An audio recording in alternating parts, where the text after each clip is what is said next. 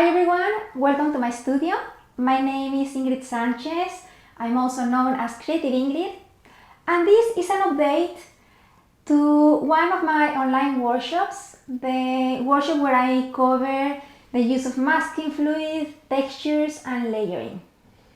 But in this case, I want to share this update with everyone because I think it's a very important piece of information when we choose what supplies to use.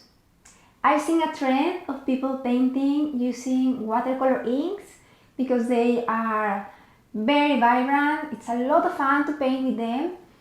But as I have mentioned in previous online classes and in my classes here, they don't resist very well the light. And I think a lot of people are not aware of that. So I think they are great to paint. I really love them, but I recommend using them when you are the kind of artist that digitize your work, maybe to create art prints or something like that, and not necessarily to display your art on a wall. So if you want to paint like I did here with this original, that is going to be a painting that you want to place on your living room, for example, or you want to sell it to a client, then I recommend you to move away from watercolor inks.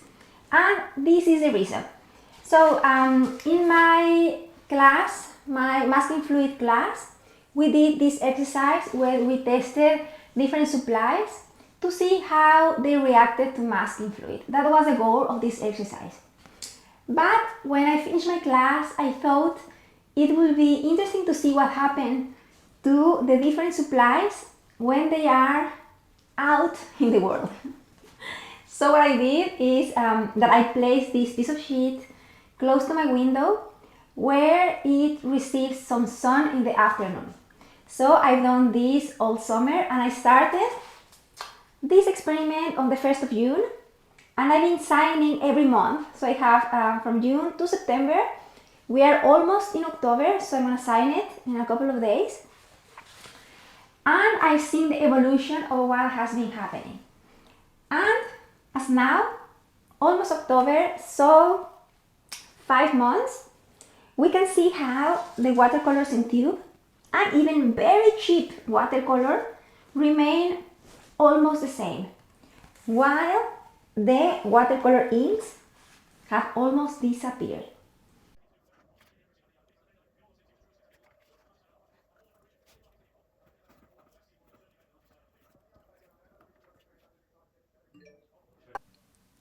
It has been exactly 1 month.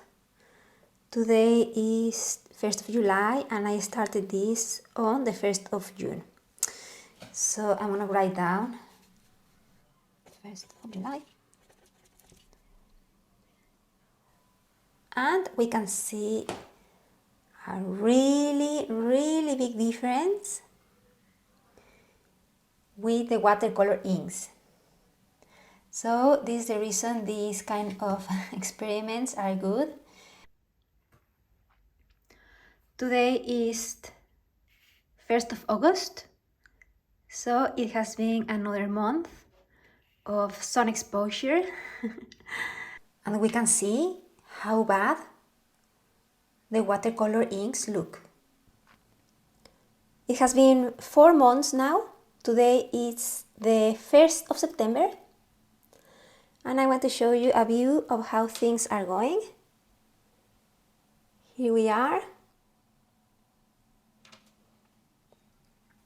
We can see the watercolor inks from Ecoline and Peach Martins almost gone. The acrylic inks holding pretty well, same as Bruscia, the watercolor in powder. And over here, watercolor in pans, Winsor & Newton Professional and Winsor & Newton Cotman look pretty much the same.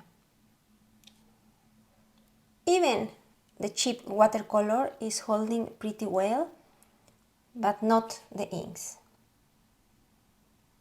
So be aware of this. We are all different kind of artists. Maybe you just want to digitize your art and it doesn't matter what happened to the original piece. You know, now you know. I really wanted to share this update with everyone. And of course, if you want to learn more about how I work with masking fluid, all the supplies that I use, please join the masterclasses or the online workshops. And if you're in London, maybe come to the studio. My name is Ingrid Sanchez. Again, we are in my studio and I hope to see you in another update or class. Until next time.